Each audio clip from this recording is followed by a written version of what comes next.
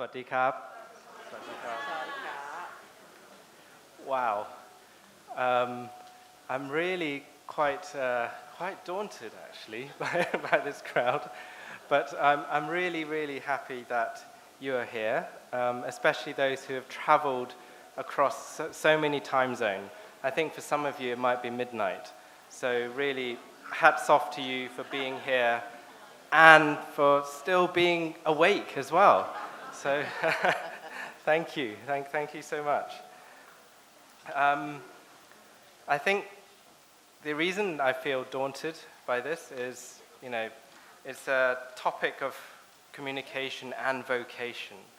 I know something about the first half, but I think I'm probably the least informed about the second part, the vocation. Some people say the best way to get to know a culture or get to know something is to sit down and have a meal together.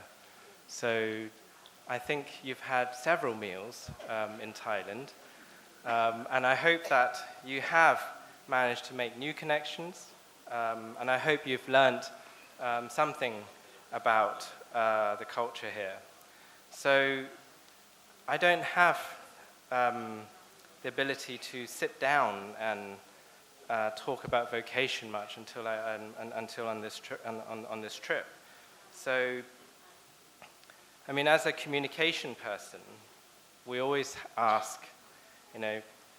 what to communicate and to whom. And so, for me, the main question is, what is vocation, right? And as with many people of my generation, we try to learn something with the help of a friend. Stay with me for this one. What is vocation according to our friend ChatGPT? Apparently, vocation refers to a person's calling or sense of purpose in life, particularly in relation to their occupation or career. And that's when I stopped reading, because I thought, I think I need to make it more specific. So maybe I asked it again, how to encourage vocation to priesthood?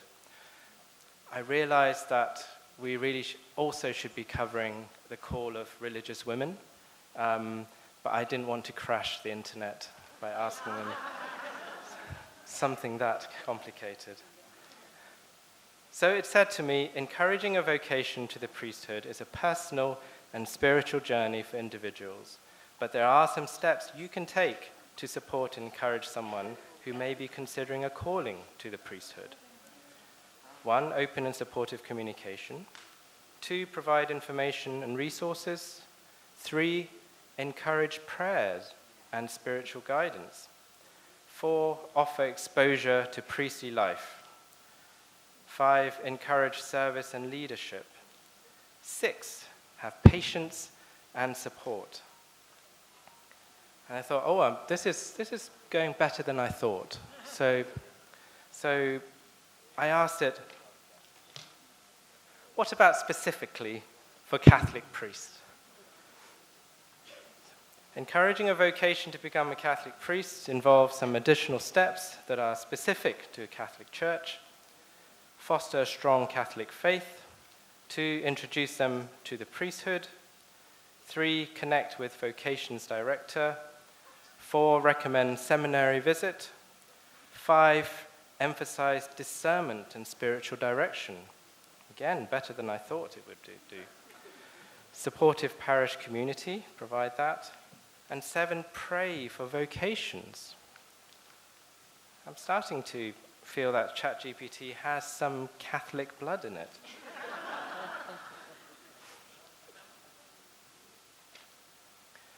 But on a serious note is that it seems that what to communicate and who to communicate to in a vocation, whether it is into the priesthood or whether into religious life.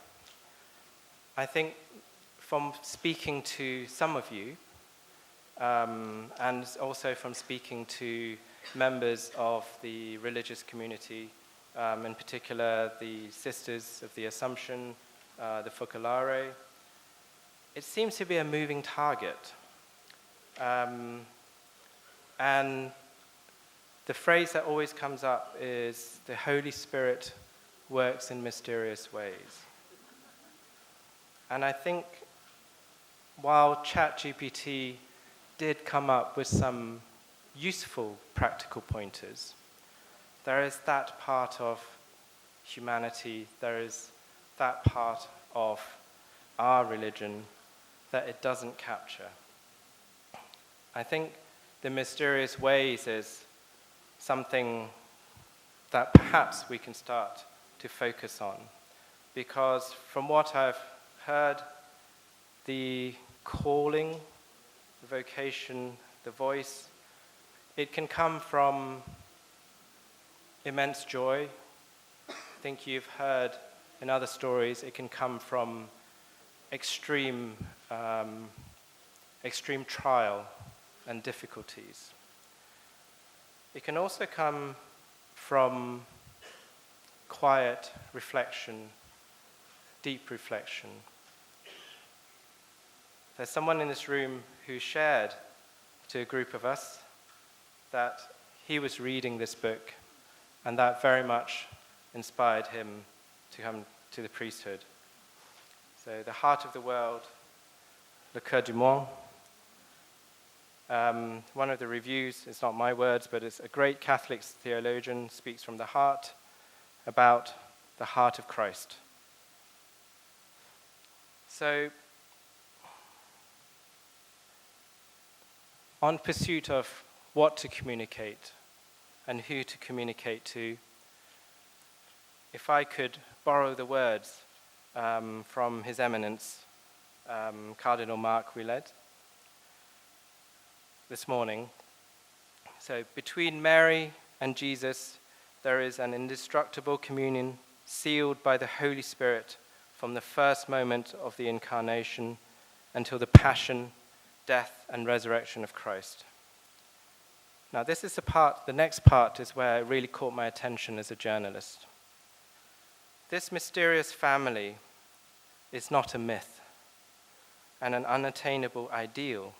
It is a reality as concrete as any of the poor families on the planet. A family forced to give birth in precarious conditions and to emigrate to save the child from Herod's fury. So thank you very much, Your Eminence, for those words, inspiring words. Because at Licas News, where I'm the executive director, and also at our members in SIGNIS, we do try to tell the stories of those what we call living on the fringe. Those, the poor families who are giving birth in very difficult circumstances, be it in Myanmar, be it in the far-flung corners of the Philippines, and of course in many, many different difficult countries in the world. So these words resonated with me very much as someone who works in communication. And if I may, if we can combine for communication, to try to answer that question of what and who to communicate to. This is a very short sentence from Towards Full Presence, a pastoral reflection on engagement with social media that was just recently released by the Dicastery for Communication. As communication is increasingly influenced by artificial intelligence, there arises the need to rediscover the human encounter at its very core. Now, the Dicastery chose to have a hashtag campaign called Fully Present. And that speaking to them, it values genuine human connection. So in what we do as communicators, I think we have a very clear message in that we don't just write, we need to form that genuine communication, genuine connection. But as a Catholic, I did do a head count before you left, so, you seem to be still in the same in number. His Eminences are still taking the refreshment. But the pause actually was very useful for me. A gentleman came over and asked me, was that genuinely ChatGPT's response? They really are. Actually, it was more extensive. And maybe I can post the response later onto the website. It's really, each bullet point, it actually said more about what you could do about it. So, for example, offer exposure to priestly life, facilitate opportunities for the person to experience daily life of priests. This could include attending Mass together, visiting a seminary or monastery, or connecting them with priests who can share their experiences and insight. So, as I was saying, the practical guidance are there, but as I said, there is something missing. There is the mystery of the Holy Spirit that doesn't seem to be able to be captured within ChatGPT, the mystery of the Holy Spirit. Now that he's not here yet, so I can say that the heart of the world, it was Cardinal Willey who shared this book, means a lot to him. So I would recommend that you have a look. Originally it's written in French, that's why it's called Le Cœur du Monde, but it's been translated into English. So, back to how to be in communion. Now, often in communication, if we are a publisher, we have limited ability to interact with the actual subjects once we've published the story. With our readers, there are channels, so social media channels, there are commentaries that we can react to. But I think if we go back to what the dicastery of communication is aiming for, is that how do you make that genuine human connection when we communicate, especially when we're talking about how can that genuine connection be used to support vocation. So at Licas News, what we try to do is to adopt and adapt an approach called solutions journalism. The reason I say we are adapting it is that as I said before, normally in journalism, you try to be an order or a step at a distance away from your subject. But for our purpose, because we are a Catholic publisher, we are part of the Catholic Bishops' Conference of Thailand, our mission very much is different from the secular publishers. So, what do we try to do when we publish a story? The first one is we go into, in terms of telling the story of those living on the fringe, we try to tell the story of what's wrong. Try to really understand the challenges. Try to really understand what His Eminence is saying, people who are giving birth in very difficult circumstances and trying to escape from Herod's fury. We try to describe that. Our editorial we call this the darkness. And the next step is we try to then explain to our readers and do justice to those we're telling the story of, is that how does it affect your society as a whole? This problem that you're suffering, this problem that you're living through. Are we telling the story properly? We try to say it doesn't just affect this group, it affects the whole society. The third one then is what kind of solutions works, and also what doesn't work. So this part we call it the light. As if some of you, they may notice philosophically or scientifically, how bright something is often depends on how dark that source comes from. The moon can be as bright as the sun if your eyes are used to being in a very, very dark place. So that is the same situation that we try to tell when people are living on the fringe. For them, they may not be noticed by society. Their sufferings go unnoticed every day. Even worse, their sufferings are known, but people have a higher tolerance of what is acceptable. So we try to provide the light by providing the darkness in our articles, in our storytelling. And number 4, the last one, is that unlike a lot of secular press, it's easy to write a story just about problems. It's easy to get the clicks. You have a very sensational headline. People read it. Great. 100,000 people homeless in a city. And then they don't do anything about it. But for us, it's very important that we describe the solution and we describe that change is happening. So this is our attempt to be in communion with those that we tell the story. And I think the way we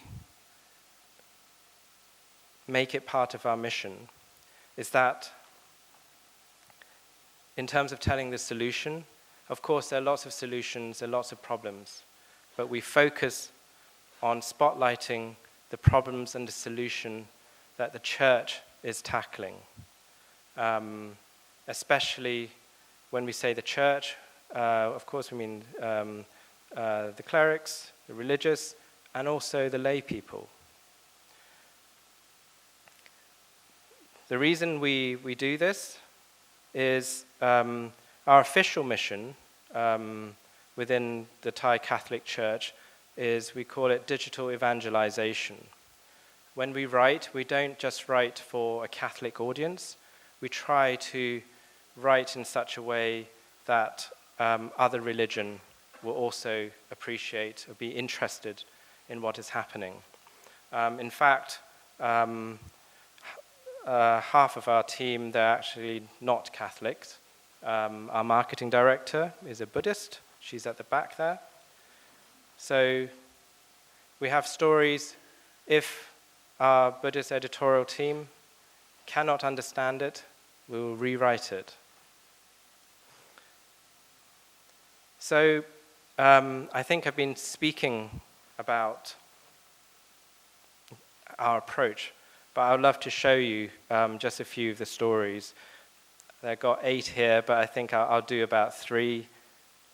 So this first one, the one on the top left, is a great story at the beginning of the pandemic. It's a priest who takes his ministry to the poor in Manila. But of course, you can't go around to people's houses. So the way he can do it is to go on the back of a pickup truck. And we see that these are the people who normally in society no one makes special arrangements for.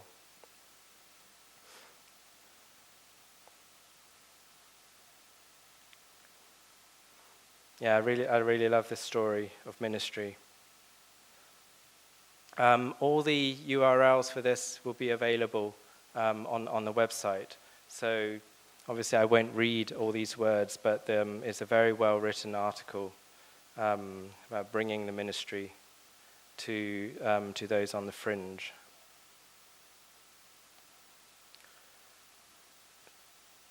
The next one that I would like to share is a story that we actually discovered through Caritas.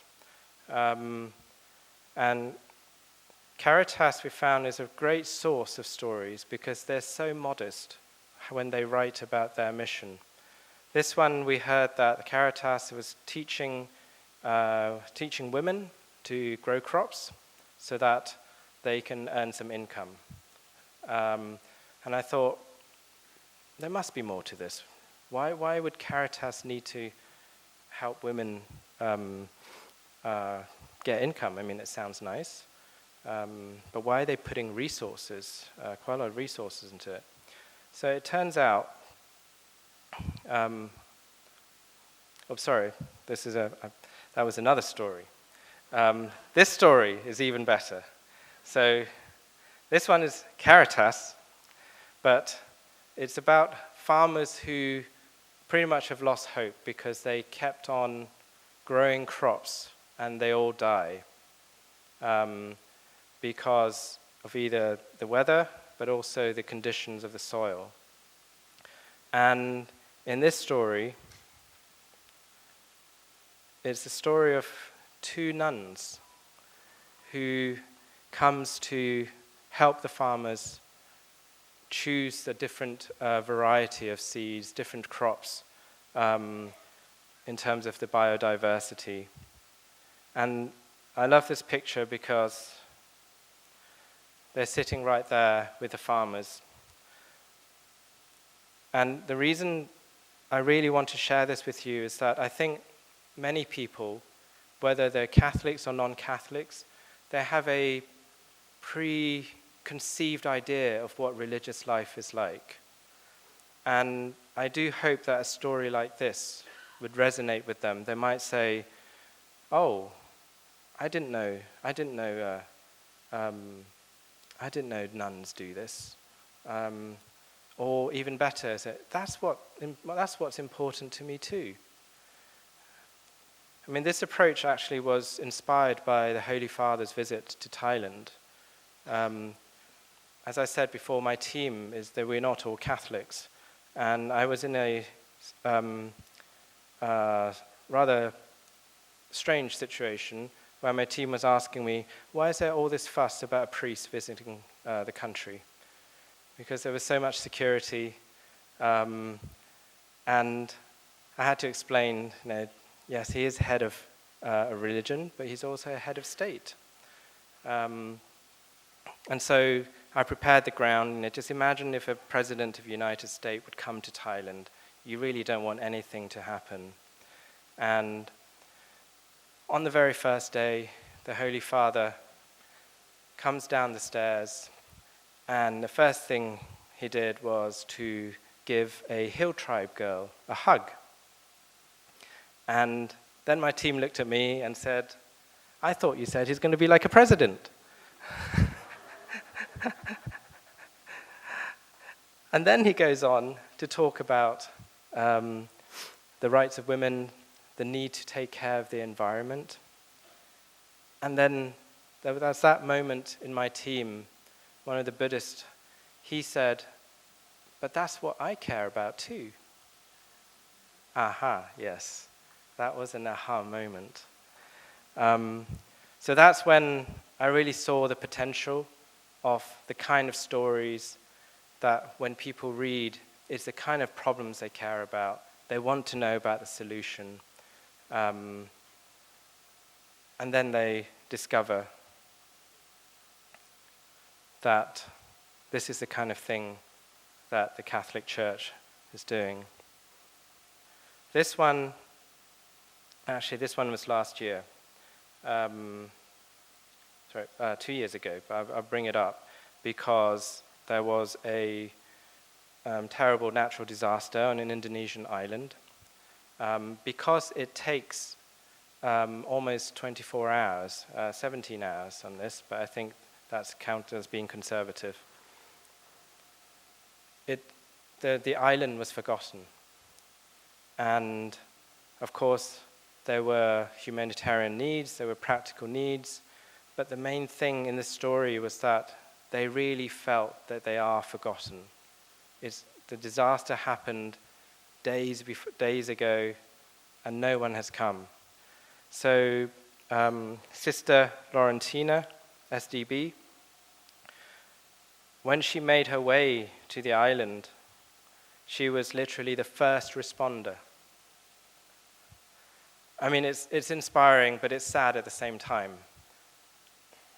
And this is, I think for most people, especially non-Catholic, is as far as they imagine what nuns are doing. This is what religious life is doing. This is outside, as far outside a convent as you can get. But I think these kinds of stories, it's being in communion. And I will share one more story.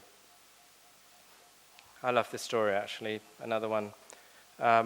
So this is a Filipino priest who, because of shortages, because of the lack of resources, he doubles up as a doctor. And then, after seeing his patients, he then comes back. So that's him there. Walks back to his church and then celebrate the Eucharist. So I think, as I said, the calling, in terms of the vocation, that can come from many, many different ways. And I hope that according to the list of ChatGPT, was that this helps to expose some people to what religious life can be about. As I said, there are so many different ways that the calling will come. And just one of the things that we've been doing as communicators is that even though we have really great editors, really great writers, sometimes we need to listen. As the Holy Father says, we need to be listening with the ear of the heart. But how do you do that as a communicator? For us, it's giving our platform, in this case, to youth.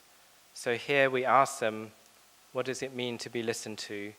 And in this article, we have 15-year-olds who tell us very, very frankly what it means, and we did not edit any of their words.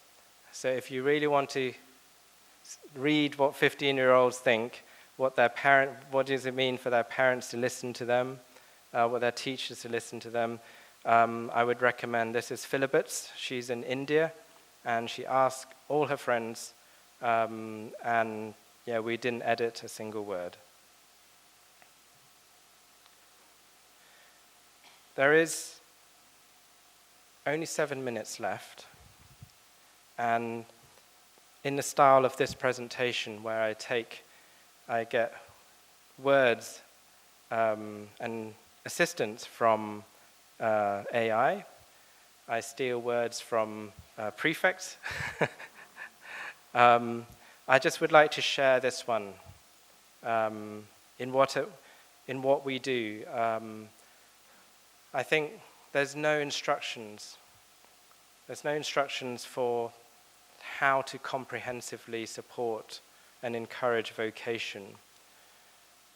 But I love this reflection by Dr. Paolo Ruffini, the prefect for Dicastery of Communication. He shared this in Baltimore only 2 weeks ago. The algorithm does not consider fragility.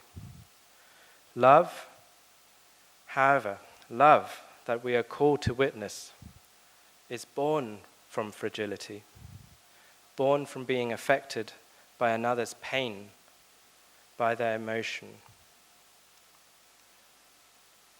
I think if we can make a genuine human connection,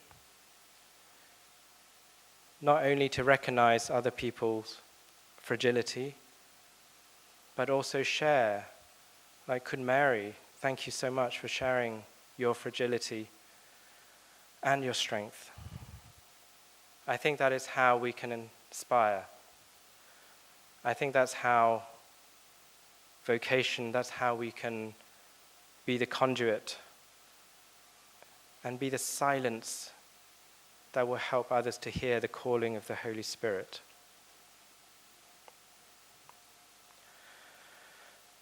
So thank you very much for your attention and your patience. So this is the website for the microsite for the conference. All the live streams are fixed on there, and I will be also posting the full response of ChatGPT. I would really appreciate if some of you have the time to read through those solutions article. We would love to hear from you as well.